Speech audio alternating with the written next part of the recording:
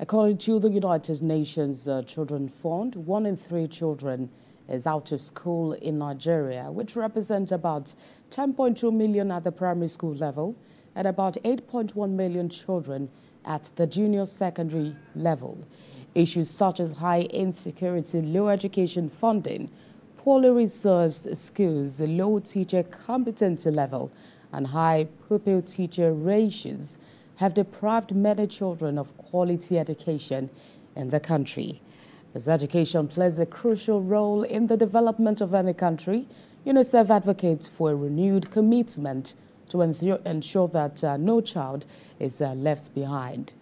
Well, joining us via Zoom from the United Kingdom for this conversation is Ronke Adeagbo. She is the CEO and founder of the IA Foundation. Good morning and thank you for joining us on TVC Breakfast.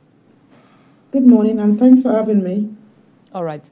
So a UNICEF report earlier this year says we have about 18 million children out of school. That's about the size of Chad. What exactly are we not doing right? Okay. So basically, actually, this trajectory is now going in the right direction, I'm afraid to say. 2 years ago, it was 20.2 million. So it's dropped now to 18.3 million. So that's good news. Now, this government came in with the right political will to deal with this problem. The budget for education was increased by 25%. So these are all good. But these are too little, too late. Especially in the north, we've got some very serious challenges. Because in my opinion, the elites in the north have actually abdicated their responsibility to educate their citizens. And this is now coming back to bite us. Just last week when we had the protest, in the north, there were more young children protesting, between 5 to 10, carrying placards, right? Because these children are out of school anyway. In Kano, when they went to the National Library, they stole everything from the National Library, but they left the books. What does that tell you about the mindset of our people? So as a country, we've abdicated our responsibility in educating our citizens, and that's not good enough. But this is the time to fix it. So everyone needs to be hands on deck. The government needs to take this seriously. The state government needs to take this seriously. Local government needs to take it seriously. Every citizen needs to take this seriously. Because if you don't deal with this, it's a ticking time bomb. And it will come back to affect every one of us if we don't deal with it correctly.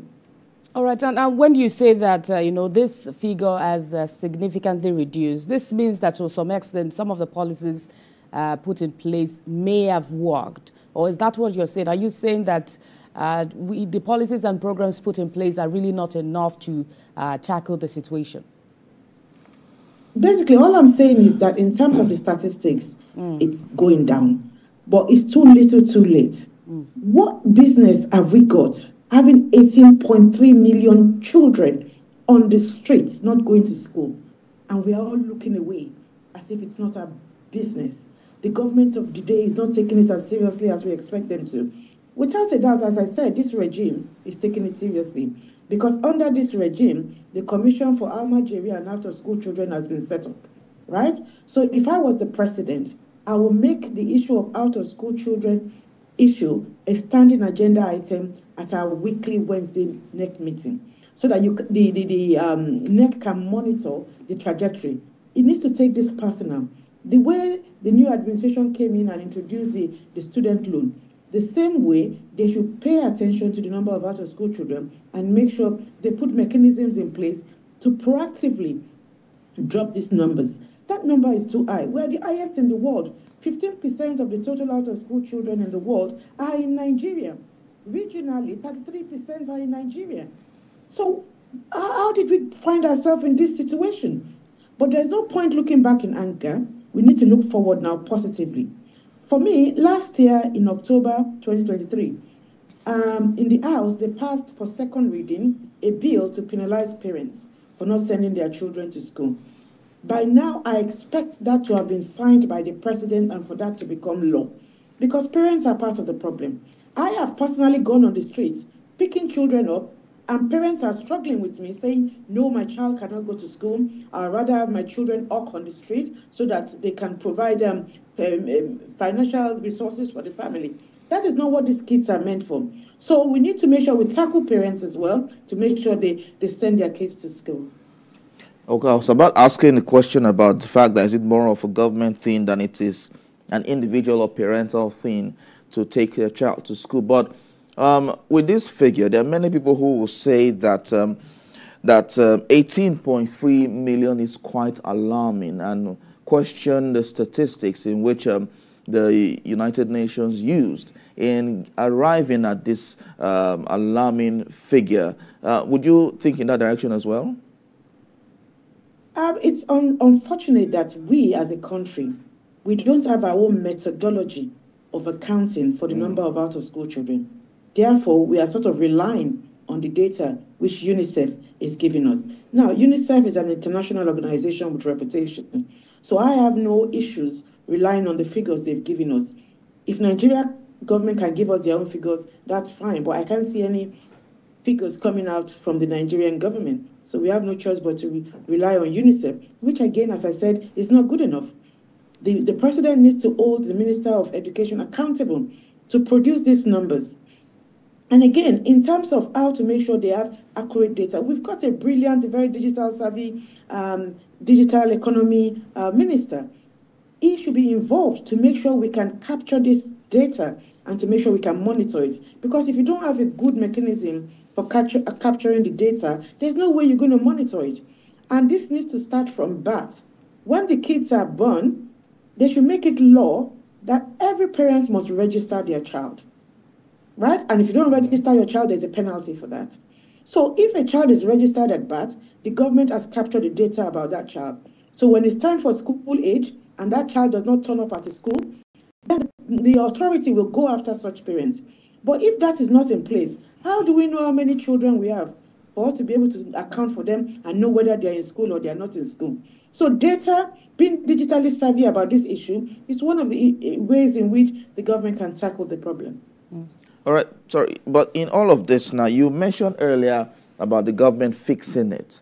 If you drive around Lagos, you see children hawking on the road and all of that.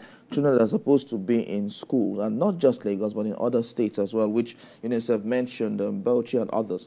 What can be done? How do we fix this situation?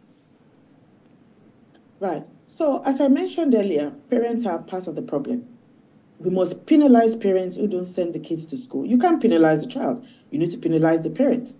Now, we need to also try in terms of social investment. So with regards to our social cash transfer, because poverty is part of the problem. The reason the parents don't send their kids to school is because of poverty. So if we are trying to mitigate the poverty issue, maybe parents will be convinced to send their children to school.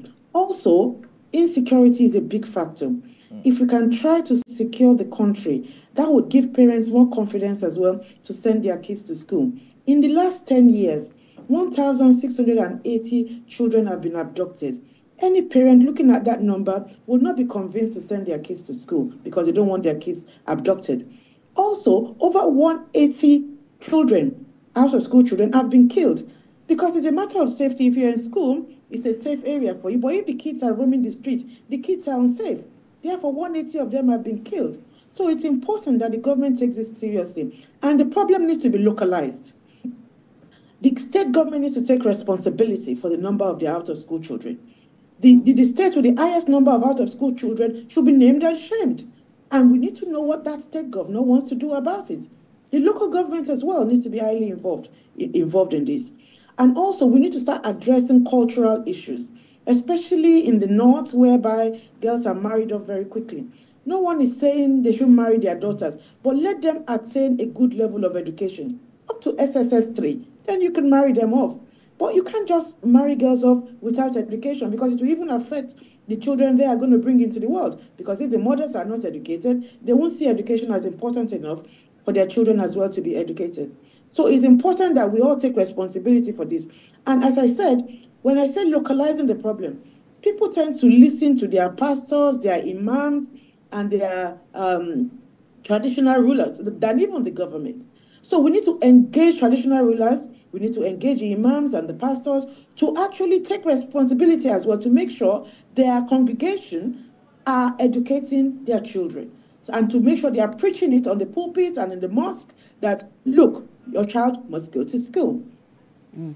I mean, there's really no need crying over spilled milk, like you said earlier. But, you know, some would argue that in terms of our budgeting or our funding for education yearly, it seems that we are not ready. Our funding falls around 7 to 8%, as against UNESCO's recommendation of about 15 to 20%. What would be the appropriate budget for education every year? Ideally, I would expect any responsible government to spend 15% of their total budget on education. Because this is about your workforce. This is about skilling your population to make sure you have the right skill to power your economy. Therefore, you need to put your money where your mouth is. You need to invest in ensuring that you have the right level of skills to power your economy. So I would encourage the government of the day to double up on the budget for education. I know they've increased it by 25%, but because we are starting from a very low base, the 25% have no significance. Because if you look at it, we say we've got 18.3 million out-of-school children. If peradventure today, those 18.3 million children decide to go to school, we don't have enough educational infrastructure to accommodate them. We don't have enough classes. We don't have enough teachers. We don't have enough teaching resources to accommodate those children. So therefore, funding within the education sector needs to be increased. Okay, so you mentioned earlier about not having enough funding, not having enough teachers. Now, we are in a situation or in circumstances where young people don't want to learn education in the university, don't want to study teaching and all of that. Does that contribute to this alarming rate of out-of-school children? Yeah, I mean, just listening to the news this morning, we understand they've increased the salary for judges. What I'd love to hear as well is that the government has increased the salary for teachers. They must make teaching very attractive for people to want to go into teaching. From the data we are looking at, about 50% of basic educational teachers do not have the NCE qualification. So if the teachers are not equipped and they are going to class to teach these children at basic educational level, it's a case of garbage in, garbage out. They would just be teaching the children what they know, which is not adequate because they are not qualified to be able to teach those children. Government must make it mandatory that as a bare minimum, anyone who wants to teach must have the NCE qualification. And they need to invest in the teachers. They need to pay for these teachers to go and get that qualification. Also, apart from the qualification, 10% of teachers are absent from school. Maybe they are doing other things because, again, their salary is not enough to sustain them. So they are absent from work, from their teaching work, doing other things that will generate money for them. So what I'd love to hear is a 300% increase in teachers' wages to attract more people to come into the teaching profession. And you know, the First Lady has been at the fore of this conversation on education, especially for the girl child. But some would also argue that the curriculum that we have currently in Nigeria is not one that can stand side by side with other climes. In this out-of-school children conversation, there are those who do not even visit the school walls. There are those who go to school but do not even further their education. But at this point, when you look at what is being taught in the school, does it really reflect the reality of what education to be today? Yes and no. I believe Nigeria is a bit behind the curve when it comes to the curriculum. Curriculum should not be a static issue. It should be evolving. Because as we know, things change every day. You know, change is the only constant in this world. Other times are moving with time. Things are being digitized now.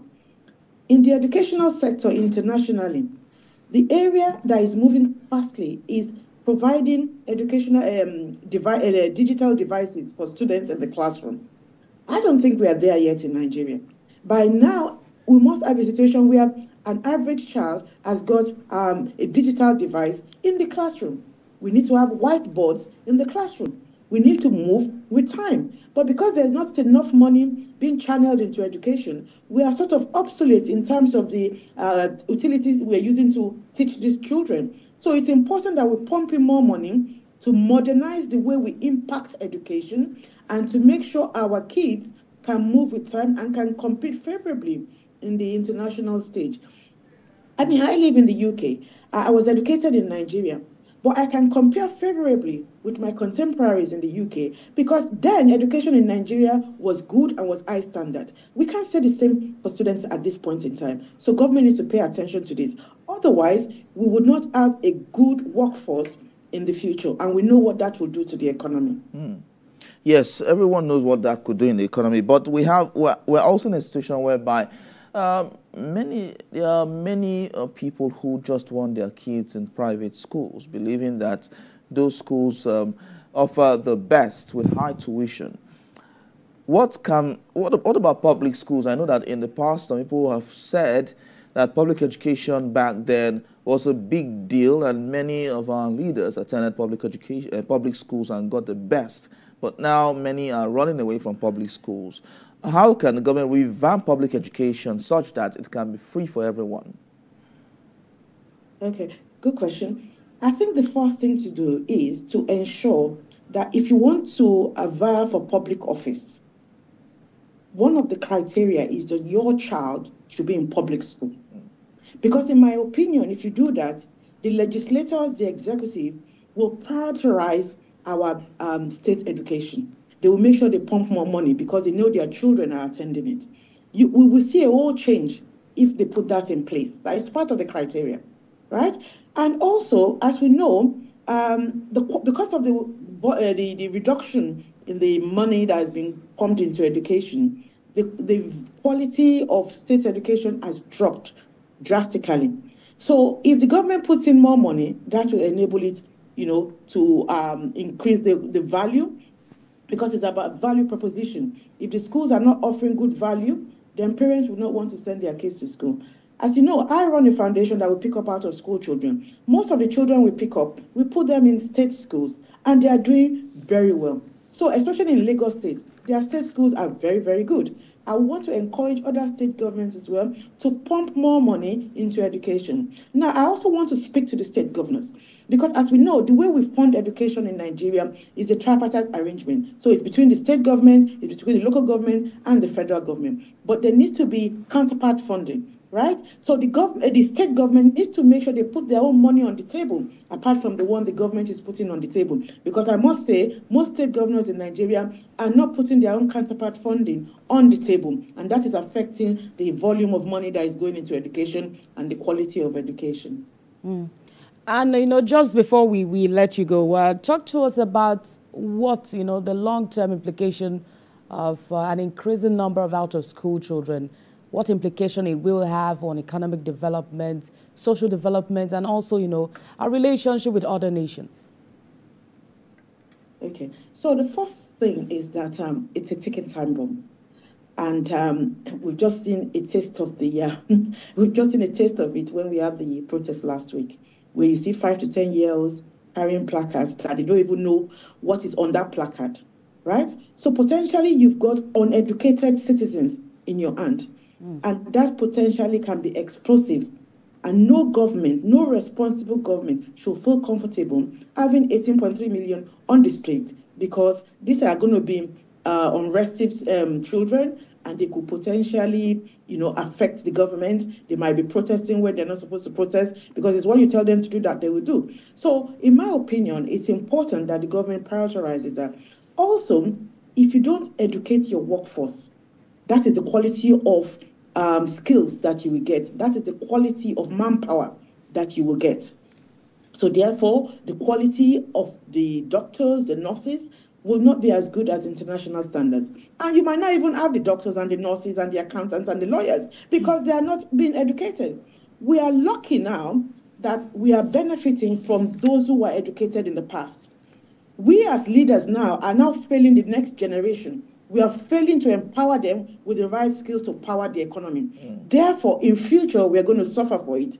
We will get to a stage like the UK, where you will have to be importing skilled workforce to come and power your economy. We don't want to get to that situation. Nigeria is lucky that we've got a huge population, over 200 million. We have no business importing skills from abroad. We need to equip our own citizens to make sure they can power the economy.